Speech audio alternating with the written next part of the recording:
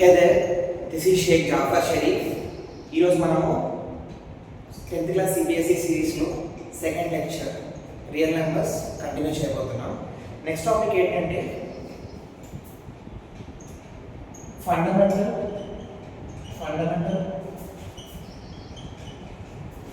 Theorem of arithmetic.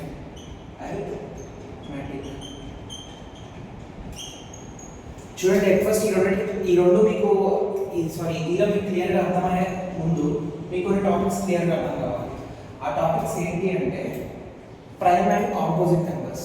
చూడండి, చాలామంది -2 అనేది ప్రైమ్ నెంబర్ అంటే అవును అని చెప్తూ ఉంటారు. చూడండి, మనం న్యాచురల్ నెంబర్స్ని చాలా విధాలుగా డివైడ్ చేయొచ్చు, అంటే క్లాసిఫై చేయొచ్చు. ఇప్పుడు ఫర్ ఎగ్జాంపుల్ ఇప్పుడు న్యాచురల్ నెంబర్స్ ఉంది.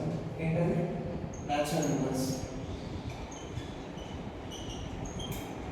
Natural numbers 2 types. ఎలా చెప్తున్నారు? Prime and composite. చూడండి, న్యాచురల్ నెంబర్స్ ని ఇలానే క్లాసిఫై చేయాలని ఏం లేదు. కాకపోతే ఇప్పుడు మీకు ఇది అవసరం కాబట్టి చెప్తున్నాను. మీకు ఏంటంటే న్యాచురల్ నెంబర్స్ 2 టైప్స్. ఎలా క్లాసిఫై చేస్తారు? ప్రైమ్ ఇంకా కాంపోజిట్. అంటే అది ప్రైమ్ అవ్వాలన్నా కాంపోజిట్ అవ్వాలన్నా ఎట్ ఫస్ట్ ఏమవ్వాలి? అది న్యాచురల్ నెంబర్ అవ్వాలి. చాలా మంది ఏమంటారు, నెగిటివ్ ఇంటిజర్స్ -2, -3, -5 కూడా ఏమవుతాయి అంటున్నారు? ప్రైమ్ నెంబర్స్ అవుతాయి అంటున్నారు. కానీ కుదరదు. అది ఫస్ట్ న్యాచురల్ నెంబర్ అయితేనే ప్రైమ్ నెంబర్ అవ్వాలా వద్దా అనేది డిసైడ్ అవుతుంది. ఐ హోప్ మీకు ఇది క్లియర్గా అర్థమై ఉంటుంది. ఇది అర్థమైతే ఈ టాపిక్ అర్థం అవడం చాలా ఈజీ అవుతుంది. ఫండమెంటల్ థియరమ్ ఆఫ్ అర్థమెటిక్ అంటే మీరు పెద్దగా చేసేది ఏం లేదు. ఫస్ట్ ప్రైమ్ నెంబర్ అంటే ఏంటి? Factors are 1 and itself. Factors are 1 and itself. Composite number ante factors are 1 and itself and minimum one more fact. ఇక్కడ ఫ్యాక్టర్స్ అనేవి కేవలం 1 అండ్ ఇట్సెల్ఫ్ మాత్రమే ఉంటాయి. ఇక్కడ ఏంటంటే 1 అండ్ ఇట్సెల్ఫ్ తో పాటు మినిమం ఒక్కటి ఎక్కువగా ఉంటే సరిపోతుంది. అప్పుడు దాన్ని ఏమంటారు? కాంపోజిట్ నెంబర్ అంటారు. ఇక్కడ ఫండమెంటల్ థియరమ్ ఆఫ్ అరిథమెటిక్ అంటే ఏంటి అంటే ప్రతి కాంపోజిట్ నెంబర్ ని ప్రోడక్ట్ ఆఫ్ ప్రైమ్ నెంబర్స్ గా రాయొచ్చు. ప్రోడక్ట్ ఆఫ్ ప్రైమ్ నెంబర్స్ గా రాయొచ్చు. ఇదే కాన్సెప్ట్ మీరు ఆల్రెడీ ఫస్ట్ ఎక్సర్సైజ్ లో చేశారు. ఏంటి? ప్రతి కాంపోజిట్ నెంబర్ ని ప్రైమ్ ఫ్యాక్టరైజేషన్ చేసి ఎల్సిఎం అన్న ఫైండ్ చేయొచ్చు, హెచ్సిఎఫ్ అన్న ఫైండ్ చేయొచ్చు. అది పెద్ద ఇష్యూ కాదండి. కాకపోతే మీకు కాన్సెప్ట్ తెలియాలి. ఈ కాన్సెప్ట్ అంటే తెలియాలి. ముందు క్లారిటీ వస్తుంది. ఈ కాన్సెప్ట్ మీకు ఎందుకు అవసరమా అన్నది. ఓకేనా? ఇప్పుడు ఫర్ ఎగ్జాంపుల్ వాడు ఏమంటాడు? 4n లో n వాల్యూ ఎంత పెడితే మీకు ఎండింగ్ లో 0 వస్తుంది అని అంటాడు. అసలు 4n లో నువ్వు n వాల్యూ ఎంత పెట్టినా కూడా వాల్యూ ఎండింగ్ లో 0 రాదు. ఎందుకు? చూడండి, మీకు వాల్యూ ఎండింగ్ లో 0 ఉండాలంటే దానికి అర్థం ఏంటి? దాంట్లో 10 ఉందని మీనింగ్. ఇప్పుడు 50 అనే ఒక నెంబర్ లో ఎండింగ్ లో 0 ఉందంటే మీనింగ్ ఏంటంటే ఇక్కడ మీనింగ్ ఏంటి అంటే దానిలో ఒక 10 ఉంది అంటే 5 × 10 అనే కదా. 5 × 10 కదా. జనరల్గా మీకు 10 రావాలంటే ఏం కావాలి? మీకు 2 ఇంకా 5 రెండు ప్రొడక్ట్ అయితేనే 10 వస్తుంది. మీకు ఎండింగ్ లో ఒక్క 0 ఉంటే చాలు అని ఫర్ ఎగ్జాంపుల్ చెప్తాడు. ఇలాంటి కేసెస్ లో దీన్ని మీరు ప్రైమ్ ఫ్యాక్టరైజ్ చేయాలి. ఏంటి? 4 లోపల ఏముంటుందంటే మీకు ఓన్లీ 2 మాత్రమే ఉంటుంది. 2 × 2 4n. చూడండి, 2/2n. ఇక్కడ నేను లోపల 2 ఉంది, కానీ మీకు 10 రావాలంటే 2 తో పాటు ఎక్స్ట్రాగా 5 ఉండాలి. అప్పుడు మాత్రమే మీకు ఎండింగ్ లో 0 వచ్చే అవకాశం ఉంటుంది. లేకపోతే ఎండింగ్ లో 0 అనే కాన్సెప్టే రాదు. సో ఇలాంటివి మీరు ఆన్సర్స్ చెప్పడం కోసం ఇలాంటి కాన్సెప్ట్ తెలిసి ఉండాలి మీకు ముందే. నాకు తెలిసి మీకు క్లియర్గా అర్థమవుతుంది. ఇంకోసారి క్లియర్గా చెప్తున్నాను వినండి. మీకు సంథింగ్ 4n అని ఇచ్చాడు. నేను n వాల్యూ ఎంత పెడితే నాకు ఈ 4 సంథింగ్ 2 లేకపోతే 4 3 దాని వాల్యూలో ఎండింగ్లో ఇలా 0 వస్తుంది, ఇలా ఎండింగ్లో 0 వస్తుంది. అంటే అసలు అక్కడ ఛాన్సే లేదు, ఎందుకంటే దాని బేస్లో 2 మాత్రమే ఉంది, 5 లేదు. 2, 5 కలిస్తే మాత్రమే 0 వస్తుంది. అంటే ఏంటి, రెండు ప్రైమ్ నెంబర్స్ అనేది మీరు చెప్పగలుగుతున్నారు కాబట్టి product of composite numbers. So దీన్ని మీరు ఎలా డివైడ్ చేయాలి, ఇది కాంపోజిట్ నెంబరే కదా, 4 అనేది కాంపోజిట్ నెంబర్.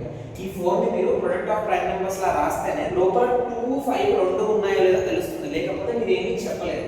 నాకు తెలిసి మీకు క్లియర్గా అర్థమై ఉంటుంది. నెక్స్ట్ కాన్సెప్ట్ ఏంటంటే, మీరు 9th క్లాస్లో సర్ట్స్ అనేది ఏమని చెప్పారు, మీరు సర్ట్స్ అనేవి ఇర్రేషనల్ నెంబర్స్ అని చెప్పారు, కానీ అవి ఇర్రేషనల్ నెంబర్స్ అని ప్రూవ్ చేయలేదు. కాబట్టి ఇప్పుడు మీరు ఏం చేయాలి, సర్ట్స్ ని ఇర్రేషనల్ నెంబర్స్ అని ప్రూవ్ చేయాలి. ఐ హోప్ మీకు ఇది క్లియర్గా ఉంది. నెక్స్ట్ కాన్సెప్ట్ ఏంటి అంటే, సర్ట్స్ ని ఇర్రేషనల్ నెంబర్స్ అని ప్రూవ్ చేయాలి. 9th క్లాస్లో మీరు ఆల్రెడీ సర్ట్స్ ని ఇర్రేషనల్ నెంబర్ అని మీరు అర్థం చేసుకున్నారు, కానీ ఇప్పుడు దాన్ని మనము ప్రూవ్ చేయాలి. ఐ హోప్ మీకు ఇది క్లియర్గా ఉంది.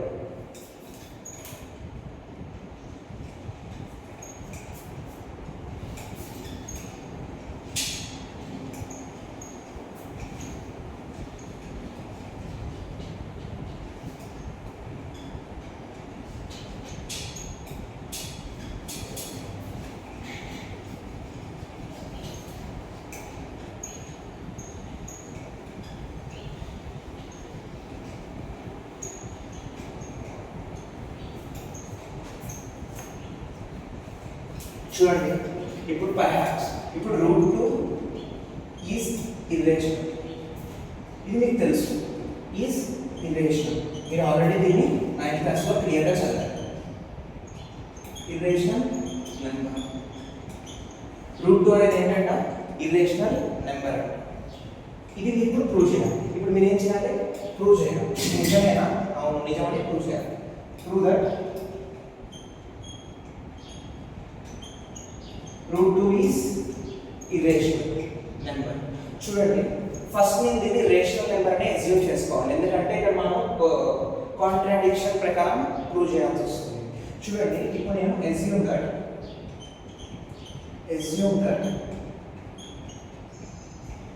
√2 ఈజ్ ఇర్రేషనల్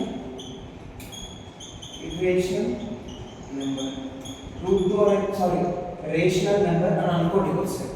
అలా అనుకుంటే ప్రతి రేషనల్ నెంబర్ ఏ ఫామ్ లో రిప్రజెంట్ చేయొచ్చు, p/q ఫామ్ లో రిప్రజెంట్ చేయాలి. p, q రెండు ఇంటీజర్స్ అవ్వాలి. దాంతోపాటు p అండ్ q అనేది p/q ఫామ్ లో ఉన్నాయి అంటే p, q కోప్రైమ్స్ కూడా అవ్వాలి. అంటే వాటి మధ్యలో హెచ్సిఎఫ్ ఎంత ఉండాలి, 1 మాత్రమే ఉండాలి. అవి రెండు కామన్ గా 1 టేబుల్లో తప్ప ఎందులో పోకూడదు అని మీనింగ్.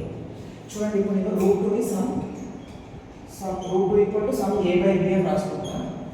బ్రాకెట్ లో a and b are positive integers అవ్వాల్సిన అవసరం లేదు. Comma b is not equal to 0. దాంతోపాటు మీకు ఇంకేమర్థం కావాలంటే ఇక్కడ a and b are co-primes. What does this mean? HCF between them is 1. HCF equal to 1. ఇది మీ క్లారిటీ ప్రైమరీ. ఓకే, ఇప్పుడు నేను ఏం చేస్తున్నాను అంటే స్క్వేరింగ్ ఆన్ బోత్ సైడ్స్ చేస్తున్నాను. ఎందుకంటే ఏ బి రెండు కామన్గా ఒక టేబుల్లో మాత్రమే పోవాలి. ఏ బి కామన్గా ఒక టేబుల్లో మాత్రమే పోవాలి, అది ఎందులో 1 టేబుల్లో మాత్రమే పోవాలి, అంతకుమించి ఏ టేబుల్లో పోకూడదు. సో ఇంతకుముందు మీకు ఒక థీరం మిస్ చేశాను. ఫస్ట్ మీకు ఫండమెంటల్ థీరం ఆఫ్ అరిథమెటిక్ అని ఒకటి చెప్పాను. దాని తర్వాత ఇంకొక థీరం చెప్పాలి, అది మిస్ చేశాను. ఆ థీరం ఉంటేనే సమ్ సాల్వ్ అవుతుంది. సో ఆ థీరం అనేది ఈ సమ్ మిడిల్లో నేను ఎక్స్ప్లెయిన్ చేస్తాను. ఓకే, చూడండి, నేను ఇప్పుడు దీన్ని స్క్వేరింగ్ ఆన్ బోత్ సైడ్స్ చేస్తాను. స్క్వేరింగ్ ఆన్ బోత్ సైడ్స్ చేస్తే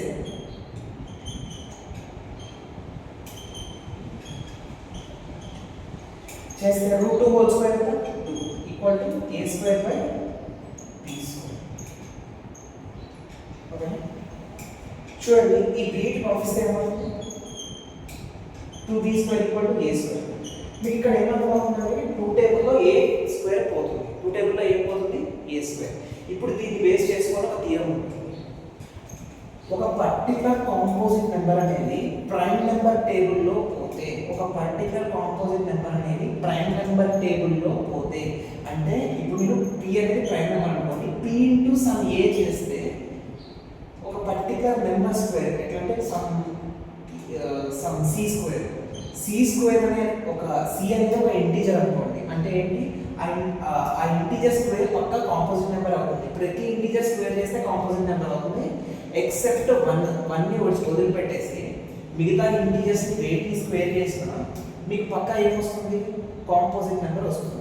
కావాలంటే ఒకసారి చెక్ చేసుకోండి. ప్రతి పాజిటివ్ ఇంటీజర్ని స్క్వేర్ చేస్తే పక్కా వచ్చేది కాంపోజిట్ నెంబరే. ప్రతి నెగిటివ్ ఇంటీజర్ని స్క్వేర్ చేసినా కూడా పక్కా వచ్చేది కాంపోజిట్ నెంబరే.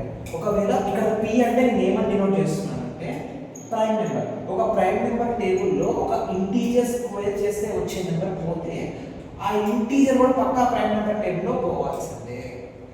అంటే p into a equal to c square అంటే p into some b equal to c. అంటే మీరు ఇక్కడ అర్థం చేసుకోవాల్సింది ఏంటంటే ఒక ప్రైమ్ నెంబర్ టేబుల్లో ఒక ఇంటీజర్ స్క్వేర్ పోయింది అంటే ఆ ఇంటీజర్ కూడా ఆ ప్రైమ్ నెంబర్ టేబుల్లో మ్యాండేటరీగా పోతుంది. ఇది మీరు అర్థం చేసుకోవాలి. ఆ థీరం ఇది. ఈ థీరం చాలా అవసరం మీకు. మళ్ళీ జాగ్రత్తగా చెప్తున్నాను వినండి. ఒక ప్రైమ్ నెంబర్ టేబుల్లో ఒక పర్టికులర్ ఇంటీజర్ స్క్వేర్ పోయింది అంటే ఆ ఇంటీజర్ కూడా పక్కా కాంపోజిట్ నెంబర్ అవుతుంది. ఆ కాంపోజిట్ పక్క ఈ ప్రైమ్ నెంబర్లో పోవాల్సిందే. దీనికోసం చెప్తున్నాను అండి. ఇక్కడ నేను ఈ నెంబర్ ఏంటో మీకు తెలుసా, సి స్క్వేర్ ఏంటో మీకు తెలుసా, తెలియదు. కాబట్టి నేను సి స్క్వేర్ని పి ఇంటూ సమ్ ఏ చేస్తే నీకు సి స్క్వేర్ వస్తుందని చెప్తున్నాను. సో ఇక్కడ నేను తీసుకునేది మొత్తం యాజ్ పర్ ద ఆల్ఫాబెట్స్ ఎందుకు తీసుకుంటున్నానంటే ప్రతి నెంబర్కి ఇది వర్తిస్తుంది కాబట్టి. ఇది చూడండి, ఈ సి స్క్వేర్ అనేది పక్కా సి అనేది ఒక ఇంటీజర్. ఆ ఇంటీజర్ని స్క్వేర్ చేస్తే అది కాంపోజిట్ నెంబర్ అవుతుంది. కానీ అది పర్టికులర్ ప్రైమ్ నెంబర్లో పోవాలంటే రూల్ ఏం లేదు. ఒకవేళ ఆ పర్టికులర్ ప్రైమ్ నెంబర్ టేబుల్లో ఒక పర్టికులర్ ఇంటీజర్ స్క్వేర్ పోతే అదే ఇంటీజర్ అనేది ఆ ఇంటీజర్ కూడా ప్రైమ్ నెంబర్ టేబుల్లో పోవాల్సిందే. అది మీకు క్లారిటీ రావాలి. ఓకేనా? నేను ఇంకొకసారి లాస్ట్గా చెప్తున్నాను అండి. ఒక పర్టికులర్ ఇంటీజర్ స్క్వేర్ అనేది పర్టికులర్ ప్రైమ్ నెంబర్ టేబుల్లో పోతే ఆ ఇంటీజర్ కూడా పక్కా ప్రైమ్ నెంబర్ టేబుల్లో పోవాల్సిందే. ఓకే, ఇక్కడ 2 టేబుల్లో ఏ స్క్వేర్ పోయింది అంటే 2 టేబుల్లో ఏ కూడా పోవాల్సిందే. 2 అనేది ప్రైమ్ నెంబర్. 2 అనేది ఏంటి, prime number. 2 into b square చేస్తే మీకు ఏమొస్తుంది, ఏ స్క్వేర్ వస్తుంది. నాకు తెలిసింది మీకు క్లియర్గా క్లారిటీ వచ్చింది. అంటే 2 టేబుల్లో పర్టికులర్ ఇంటీజర్ స్క్వేర్ పోయింది కాబట్టి a and b are integers. 2 టేబుల్లో పర్టికులర్ పాజిటివ్ ఇంటీజర్ పోయింది అంటే అదే 2 టేబుల్లో ఏ కూడా పోవాల్సిందే. by known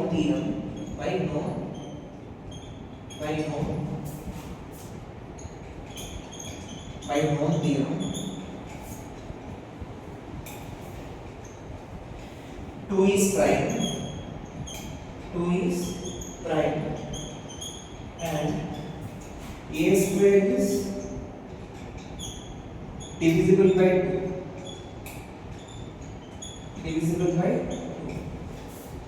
Then a is also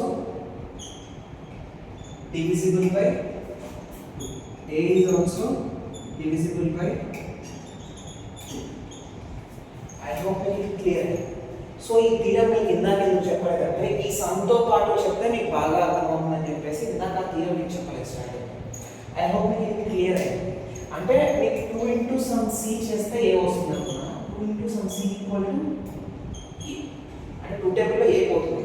చూడండి, ఏ బి రెండు కామన్గా 1 టేబుల్ అవ్వాలి. అంటే ఏ ఇంకో టేబుల్లో పోవచ్చు కానీ అదే టేబుల్లో బి పోకూడదు. ఇవి రెండు కామన్గా 1 టేబుల్లో మాత్రమే పోవాలి. ఈ రెండు కామన్గా వేరే టేబుల్లో పోకూడదు. అంటే ఇది 4 టేబుల్లో పోయింది, ఇది 4 టేబుల్లో పోయింది, 2 టేబుల్లో పోయింది కాబట్టి కుదరదు. ఇది 5 టేబుల్లో పోయింది, ఇది 5 టేబుల్లో పోకూడదు. ఇది 2 టేబుల్లో పోయింది, ఇది కూడా 2 టేబుల్లో పోకూడదు. అది నీకు అర్థం కావాలి. అంటే 2 టేబుల్లో ఏ పోయింది అంటే 2 టేబుల్లో ఇప్పుడు ఏం పోకూడదు, 2 టేబుల్లో బి పోకూడదు. ఒకవేళ 2 టేబుల్లో బి పోతే ఇది పి బై క్యూ ఫామ్ కిందకి లెక్క అవ్వదు. అలా అంటే పి బై క్యూ ఫామ్ ఇంకా ఈ రూల్స్ కిందకి లెక్క రాదు. ఈ ఇక్కడ చుట్టుపక్కల రాసిన రూల్స్ కిందకి లెక్క రాదు. అలా రాదు అంటే మీరు ఏమర్థం చేసుకోవాలి, ఇది పి బై క్యూ ఫామ్లో లేదు. ఇది పి బై క్యూ ఫామ్లో లేదు అంటే మీనింగ్ ఏంటి, అది రేషనల్ నెంబర్ కాదు, ఇర్రేషనల్ నెంబర్ అవుతుంది అని అర్థం చేసుకోవాలి. నాకు తెలిసి మీకు క్లియర్గా క్లారిటీ వచ్చింది. ఇప్పుడు కంటిన్యూషన్ మెథడ్ ప్రకారం వెళ్తే దీన్ని కూడా స్క్వేరింగ్ ఆన్ బోత్ సైడ్స్ చేయండి. Squaring on both sides 2c square equal to a square అంటే 4c square equal to A square. ఇందాక మీకు ఏ స్క్వేర్ ఎంత అంటే 2b స్క్వేర్. ఏ స్క్వేర్ ఎంత 2b స్క్వేర్. సబ్స్టిట్యూట్ చేసేది. A square equal to 2b square.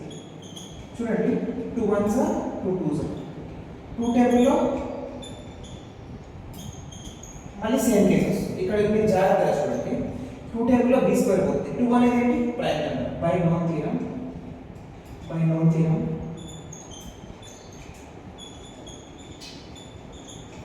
by non theorem 2 is prime and a square is divisible by 2. దీన్ని బట్టి మీరు అర్థం చేసుకోవాలి. then a is also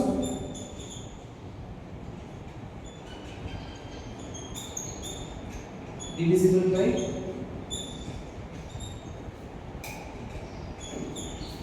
so దీన్ని బట్టి మీకు వచ్చే అవుట్పుట్ ఏంటి?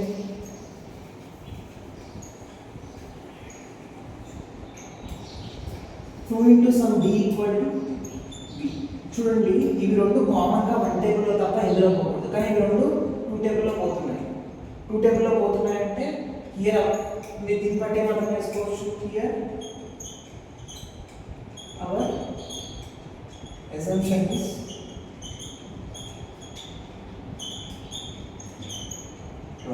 మన ఎగ్జామ్షన్ ఏంటి? తప్పు. మన ఎగ్జామ్షన్ కరెక్ట్గా లేదు అని మనం అర్థం చేసుకోవాలి. చూడండి ఒకవేళ ఈవెన్లో ఒకటే ప్రైమ్ నెంబర్ ఉంటుంది 2. ఇది ఈవెన్లో అన్నీ కష్టం అవుతాయి ఈవెన్లో.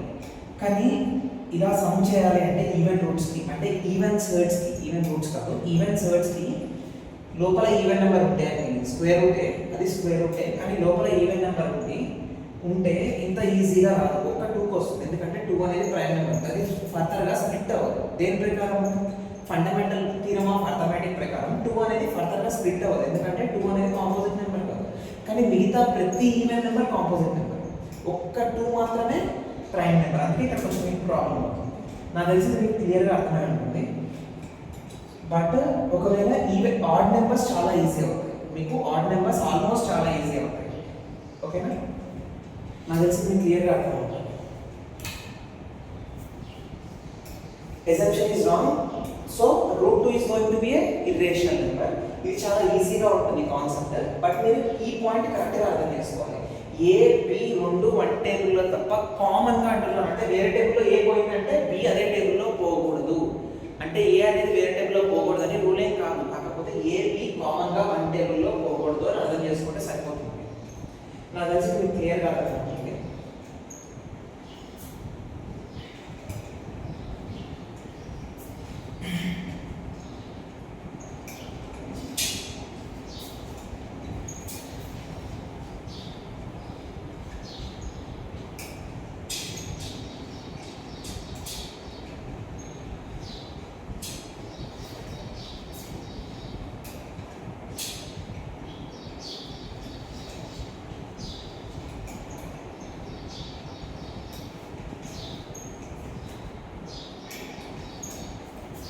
చూడండి ఇదేమో ప్రైమరీ ప్యాటర్న్, ఇది చాలా easy pattern of giving question.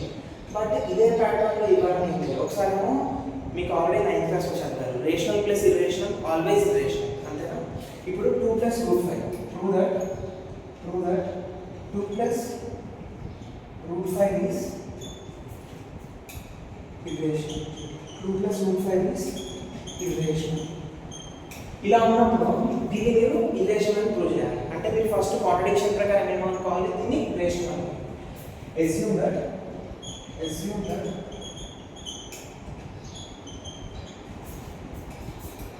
2 + √5 is irrational. 2 + √5 is rational. ఏమనుకోవాలి? రేషనల్. అప్పుడు ఏమవుతుందంటే అది b/q ఫామ్లో రిప్రజెంట్ చేయబడుతుంది. ఇంకోటి ఏంటంటే మీ మిత్ ఏంటంటే b/q ఫామ్లో రిప్రజెంట్ చేసామంటే నో డౌట్ అది ఏం నెంబర్? రేషనల్ నెంబర్ అని ఫిక్స్ అయిపోతుంది. కాదండి, b/q ఫామ్లో ఇర్రేషనల్ నెంబర్ని కూడా రిప్రజెంట్ చేయొచ్చు, కానీ b/q ఫామ్తో పాటు ఎక్స్ట్రా కండిషన్ సాటిస్ఫై చేస్తే మాత్రమే అది రేషనల్ నెంబర్ అవుతుంది. చాలామంది ఇర్రేషనల్ నెంబర్ని b/q ఫామ్లో రిప్రజెంట్ చేయడానికి కుదరదు అని చెప్తా ఉంటారు, బట్ అదొక మిత్ అన్నమాట. ఇర్రేషనల్ నెంబర్ని కూడా p బై q ఫామ్లో రిప్రజెంట్ చేయవచ్చు, కానీ p అండ్ q అనేది ఇంటీజర్స్ అవ్వవు. ఇంటీజర్స్ కావాలంటే అవి కోపరెంట్స్ అయితే మనం చెప్పలేదు ఫస్ట్. సో అది మీరు అర్థం చేసుకోవాలి. p బై q ఫామ్లో ఇర్రేషనల్ నెంబర్ని కూడా అబ్సల్యూట్గా రిప్రజెంట్ చేయవచ్చు. ఓకేనా? So 2 plus √5 equal to sum a by b అనుకుంటున్నాము. Here a and b are integers. A and b are integers. b is not equal to 0, b is not equal to 0, and a and b are co-primes. A and b are co-primes. Okay, a and b are absolutely co-primes. చూడండి, A B రెండు ఏమవ్వాలి? Coprimes అవ్వాలి. కానీ ఇక్కడ ఆ కండిషన్తో మీకు పని లేదండి. ఆ కండిషన్తో మీకు ఎలాంటి పని లేదు. మీరు ఏం చేస్తారంటే రేషనల్ నెంబర్స్ మొత్తం ఒక దగ్గర జరిపేసేయండి, ఇర్రేషనల్ నెంబర్స్ మొత్తం ఒక దగ్గర జరిపేసేయండి. ఎలా అంటే ఇప్పుడు ఇర్రేషనల్ ఇక్కడ వచ్చాయి equal to a by b minus 2, a by b minus 2. ఇది చూడండి, ఇది సమ్ రేషనల్ నెంబర్, 2 కూడా రేషనల్ నెంబర్. రేషనల్ నెంబర్ నుంచి రేషనల్ నెంబర్ తీసినా యాడ్ చేసినా ఏమొస్తుంది? End of the day rational number వస్తుంది. అంటే a minus 2b by b.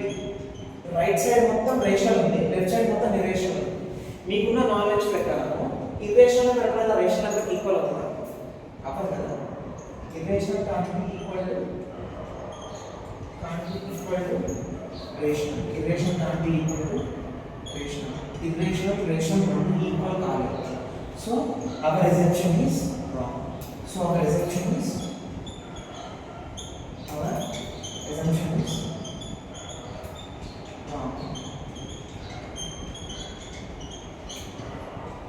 Our assumption is wrong. ఇలా ఉంటే చేయగలుగుతాం. ఎప్పుడు సార్ మరి మీరు √5 ఇర్రేషనల్ అని ప్రూవ్ చేయలేదు కదా సార్ అంటే, మీరు సింగిల్ డిజిట్ టర్మ్స్ ఎలా ఇర్రేషనల్ అని ప్రూవ్ చేయాలో జస్ట్ ప్రీవియస్ సమ్లో చెప్పాను. అంటే ఈ సమ్ మీరు చేస్తున్నారంటే ఆ విషయం మీకు తెలిసిన దాని కిందకే లెక్క అవుతుంది. ఓకేనా? ఇది మీరు సపరేట్గా √5 ఇర్రేషనల్ అని ప్రూవ్ చేయాల్సిన అవసరం లేదండి. ఓకేనా?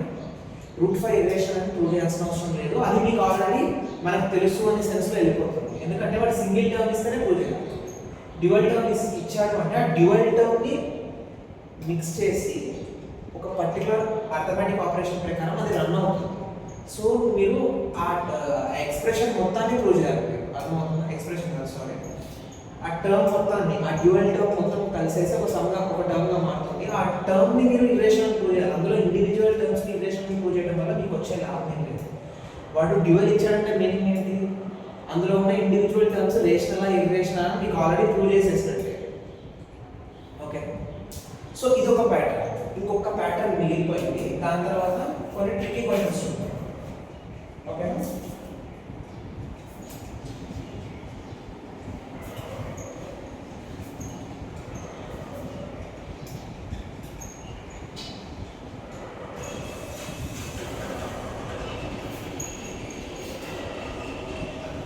చూడండి, మీరు డ్యూయల్ టర్మ్ ఇచ్చినప్పుడు మీరు ఏం చేస్తున్నారు? స్ప్లిట్ చేసేస్తున్నారు. రేషనల్ నెంబర్స్ మొత్తం ఒక వైపు మూవ్ చేస్తున్నారు, ఇర్రేషనల్ నెంబర్స్ మొత్తం ఒక వైపు మూవ్ చేస్తున్నారు. అలాంటి ఛాన్స్ లేకపోతే ఏం చేయాలి? ఎలా అంటే చెప్తున్నాను,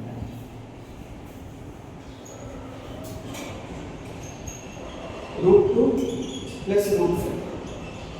Prove that √2 plus √5 is irrational. √2 plus √5 is irrational అని ప్రూవ్ చేయాలి. ఇలాంటి క్వశ్చన్ వచ్చినప్పుడు మీరు ఫస్ట్ రేషనల్ నెంబర్ని ఇర్రేషనల్ నెంబర్ని ఒక వైపు మూవ్ చేయలేదు. ఓకేనా? ఇలాంటప్పుడు మీరు ఏం చేయాలి? ఫస్ట్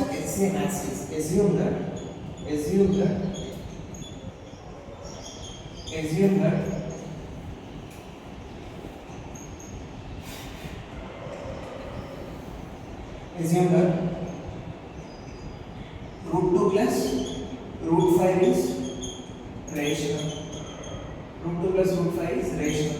మనం ముందు రేషనల్ అనుకున్నా పర్లేదు, పెద్ద ఇష్యూ ఏం లేదు, అనుకున్నా పర్లేదు, ఆ ప్యాటర్న్ ప్రకారం వెళ్ళాలి. సో ఇప్పుడు ఇదేంటి? సమ్ p బై q ఫామ్కి ఈక్వల్ అవుతుందని చెప్పచ్చు. √2 plus √5 equal to sum a by b. a and b are A and B are integers. B is not equal to 0 and A and B are co-primes. ఇలా ఇచ్చినప్పుడు మీరు ఇప్పుడు ఇటువైపు rational numbers లేవు అసలు, ఇది మీరు స్ప్లిట్ చేయలేరు ఒక విధంగా చెప్పాలంటే. లేకపోతే మీకు అలా కలుపుతున్నాను, రేషనల్ నెంబర్ ఉందనుకుంటున్నాను, రేషనల్ నెంబర్ ఉంది, ఇలా కలిపేసాను. ఇలా కలిపినప్పుడు ఇప్పుడు రేషనల్ నెంబర్స్ మొత్తం ఒక వైపు తీసుకెళ్ళాలి, కానీ మీరు ఇప్పుడు తీసుకెళ్ళారు. ఎందుకు తీసుకెళ్ళారు? దీంతో మల్టిప్లై అయిపోయి ఉంది కాబట్టి 2 నాట్ పంపించిన కుదరదు. ఇలాంటి టైంలో ఏం చేయాలంటే స్టార్టింగ్లో సింగిల్ టర్మ్ ఉన్నప్పుడు ఏం చేస్తారు, స్క్వేరింగ్ ఆన్ బోత్ సైడ్స్ చేశారు కదా, అదే సెన్స్లో స్క్వేరింగ్ ఆన్ బోత్ సైడ్స్ చేయాలి. స్క్వేరింగ్ ఆన్ బోత్ సైడ్స్ అంటే 2√2 హోల్ స్క్వేర్ డైరెక్ట్గా రాయొద్దు, √5 equal to whole square a/b whole square. ఇప్పుడు a స్క్వేర్ అంటే 2 స్క్వేర్ 4, √2 స్క్వేర్ 2 8, a స్క్వేర్ ఎంత 8, b స్క్వేర్ ఎంత 5, 2ab 2 into 2 4, 4√10, 4√10. ఇప్పుడు రేషనల్ నెంబర్స్ మొత్తం ఒక వైపు తీసుకెళ్ళిపోవచ్చు. ఎలాగా? 8 + 5 ఎంత? 13, 8 + 5 ఎంత? 13, 4√10 ఈక్వల్ టు b స్క్వేర్. ఈ 13 అంటే పోతే ఏమవుతుంది? 4√10 equal to a square by b square minus 13. ఇప్పుడు తెలిసి ఏమవుతుంది? ఇక్కడ రాస్తాం, ఇక్కడ రాస్తాం బ్రాకెట్స్ చూడండి. 4√10 equal to a square minus 13 b square by b square. ఓకేనా? a square minus 13 b square by b square. ఇప్పుడు ఆ 4 అంటే పోతే ఏమవుతుంది? a square minus 13 b square by b square. ఇప్పుడు రేషనల్ నెంబర్స్ మొత్తం ఒక వైపు తీసుకెళ్ళిపోయాను రైట్ సైడ్, ఇర్రేషనల్ నెంబర్స్ మొత్తం ఒక వైపు తీసుకొచ్చాను లెఫ్ట్ సైడ్. సో ఇది ఏంటి? ఇర్రేషనల్. ఇర్రేషనల్ ఎప్పుడైనా రేషనల్ ఈక్వల్ అవుతుందా? a square minus 13 b square by b square. Rational can't be equal, irrational can't be equal to irrational number ఎప్పుడు రేషనల్ నెంబర్కి ఈక్వల్ అవ్వదండి, ఇది కుదరదు. సో ఇది థర్డ్ ప్యాటర్న్. మీకు సెకండ్ ప్యాటర్న్కి థర్డ్ ప్యాటర్న్కి డిఫరెన్స్ ఏంటంటే మీరు డైరెక్ట్గా రేషనల్ నెంబర్స్ని ఇర్రేషనల్ నెంబర్స్ని సపరేట్ చేయగలుగుతున్నారు సెకండ్ ప్యాటర్న్లో. కానీ ఈ ప్యాటర్న్లో రేషనల్ నెంబర్స్ని ఇర్రేషనల్ నెంబర్స్ని స్క్వేరింగ్ ఆన్ బోత్ సైడ్స్ చేస్తే మాత్రమే సపరేట్ చేయగలరు, లేకపోతే సపరేట్ చేయలేరు. అదే మీకున్న ఒక ప్రాబ్లం. సో ఇలాంటి ప్రాబ్లం కూడా రావచ్చు. ఇది థర్డ్ ప్యాటర్న్. సో ఇంకొన్ని ట్రికీ క్వశ్చన్స్ ఉంటాయి, అవి కూడా చేద్దాం. క్లారిటీస్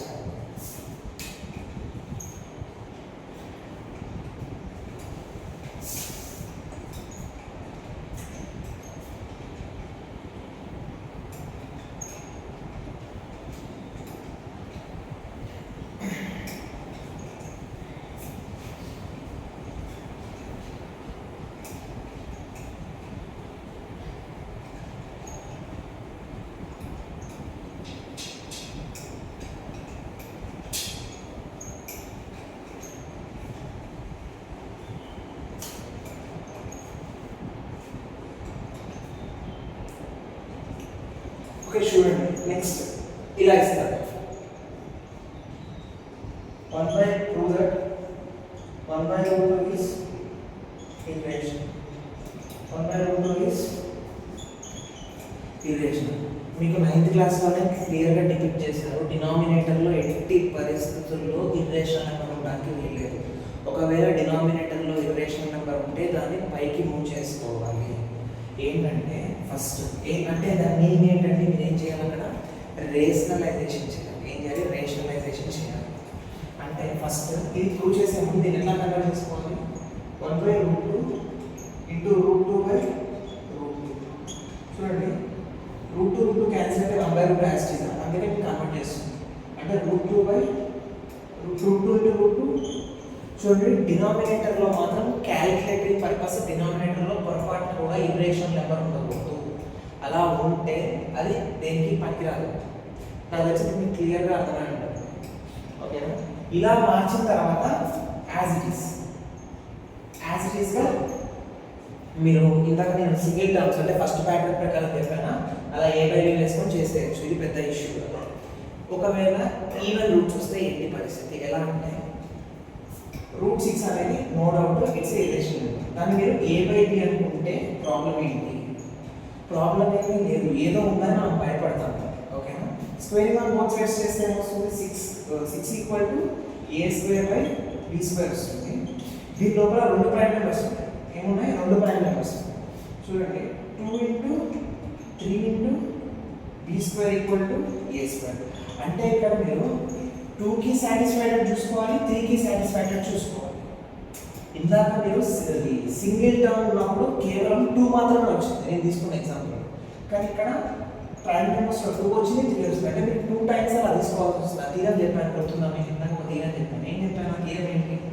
ఒక పర్టికులర్ ఇంటీజర్ స్క్వేర్ అనేది ఒక ప్రైమ్ నెంబర్ టేబుల్లో పోతే ఆ ఇంటీజర్ కూడా ఆ ప్రైమ్ నెంబర్లో పోతుంది. అంటే ఏ అనేది 2 టేబుల్లో పోయింది, ఏ అనేది 3 టేబుల్లో పోయింది. నెక్స్ట్ బి అనేది 2 టేబుల్లో పోయింది, బి అనేది 3 టేబుల్లో పోయింది. కాబట్టి √6 అనేది ఏం కాదు, రేషనల్ నెంబర్ కాదు, ఇర్రేషనల్ నెంబర్ అయితే. మీరు పెద్దగా చేసేది ఏం లేదు. ఇక్కడ మీరు చేసేది ఏంటంటే దాని లోపల ఎన్ని ప్రైమ్ నెంబర్స్ ఉంటే అన్ని ప్రైమ్ నెంబర్స్కి రూల్ ఫాలో అయింది. 2 టేబుల్లో 2కి ఏ మల్టిప్లై చేయాలి? 2కి 3b² మల్టిప్లై చేస్తే a² వస్తుంది. అంటే 2 టేబుల్లో a² పోతుంది, కాబట్టి 2 టేబుల్లో a కూడా పోతుంది. 3 టేబుల్లో a² పోతుంది, ఎందుకు? 3 × 2b² చేస్తే a² వస్తుంది. అంటే 3 టేబుల్లో a కూడా పోతుంది అని అర్థం చేసుకోవాలి. సో ఇది మీకు క్లియర్గా అర్థమై ఉంటుంది. ఇంతే, ఏం లేదండి. మీకు రూట్ లోపల కాంపోజిట్ నెంబర్స్ ఉండి అవి ఇర్రేషనల్ నెంబర్స్ అయితే మీరు మల్టిప్లికేషన్ ఆఫ్ ప్రైమ్ నెంబర్స్ రాయాలి. ఎందుకంటే అది as it is prime number కాదు, అది కాంపోజిట్ నెంబర్ కాబట్టి. కానీ ఎన్ని ప్రైమ్ నెంబర్స్ రాస్తున్నా కూడా ప్రతి ప్రైమ్ నెంబర్కి ఆ తీరం పాసిబుల్ అవుతుంది. చూడండి, ఏ బి 2 1 టేబుల్లో తప్ప ఎందులో పోకూడదు. కానీ √6 కేసులో ఏ బి 2 టేబుల్లో పోతున్నట్టు చూపిస్తుంది, 3 టేబుల్లో కూడా పోతున్నట్టు చూపిస్తుంది. చూడండి, ఈ రెండింటికి కామన్ ఫ్యాక్టర్ ఏమి ఉండాలి? ఈ రెండింటికి కామన్ ఫ్యాక్టర్ 1 మాత్రమే ఉండాలి. దాని మీనింగ్ ఏంటి? హెచ్సిఎఫ్ ఈక్వల్ టు ఎంత ఉండాలి? 1 మాత్రమే ఉండాలి. హెచ్సిఎఫ్ ఎంత ఉండాలి? 1 ఉండాలి. అంటే ఏ బి ఒకవేళ 2 ఒకటే టేబుల్లో పోయాయి అంటే ఆ టేబుల్ పక్క 1 టేబుల్ మాత్రమే అయి ఉండాలి. కానీ ఇక్కడ ఏ బి 2 మనం ఇట్లా ప్రూవ్ చేసుకుంటూ పోతే ఇక్కడ ఏ 2 టేబుల్లో పోయింది, బి 2 టేబుల్లో పోయింది. అక్కడే నో డౌట్ పోయింది. అక్కడ ఇది రేషనల్ నెంబర్ అవ్వడం ప్రూవ్ అయిపోయింది. కానీ 3 కూడా పోతుంది కాబట్టి 3ది కూడా చూపించాలి. అర్థమవుతుందా? 3 టేబుల్లో కూడా పోతుంది. ఇక్కడ 3 టేబుల్లో ఏ పోతుంది, 3 టేబుల్లో బి కూడా పోతుంది అని చూపించాలి. అలా చూపిస్తుంటే రెండింటికి కామన్ ఫ్యాక్టర్ 1 మాత్రమే. కానీ ఇక్కడ రెండింటికి కామన్ ఫ్యాక్టర్ ఏమొస్తుంది? 1 వస్తుంది, 2 వస్తుంది, 3 కూడా వస్తుంది. సో 1 తప్ప ఇంకో కామన్ ఫ్యాక్టర్ ఉండకూడదు. కానీ ఇక్కడ 2, 3 2 కామన్ ఫ్యాక్టర్స్ అవుతున్నాయి. ఇలాంటి కేసు రావచ్చు.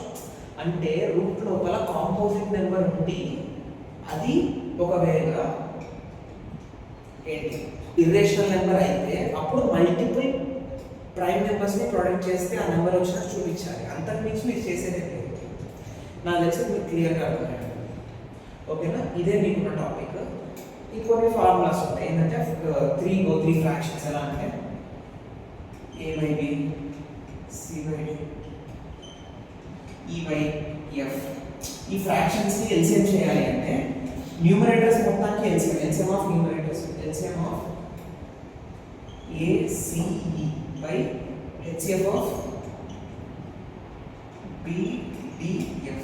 ఇది ఒక ఫార్ములా లాగా గుర్తుపెట్టుకోండి. ఇది అంతగా రిపీట్ అవ్వదు నాకు తెలిసి, అయినా పర్లేదు ఒకసారి చదవడం.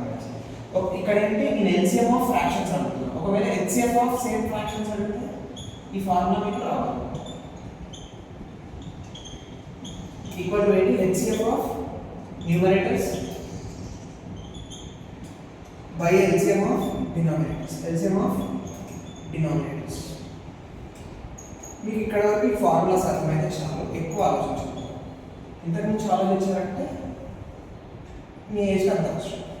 నాకు తెలిసి మీకు క్లియర్గా అర్థమైంది. కానీ ఇక్కడ నేను చెప్పే కేసు ఏంటి అంటే, నేను ఫస్ట్ కేసులో √2 తీసుకున్నాను. ఆ √2 తీసుకున్నప్పుడు ఇక్కడ పాసిబిలిటీ ఏంటంటే ఆ √2 తీసుకున్నప్పుడు ఒకటే ప్రైమ్ ఫ్యాక్టర్ ఎక్స్ట్రాగా ఫ్యాక్టర్గా ఉంటుంది, కామన్ ఫ్యాక్టర్గా.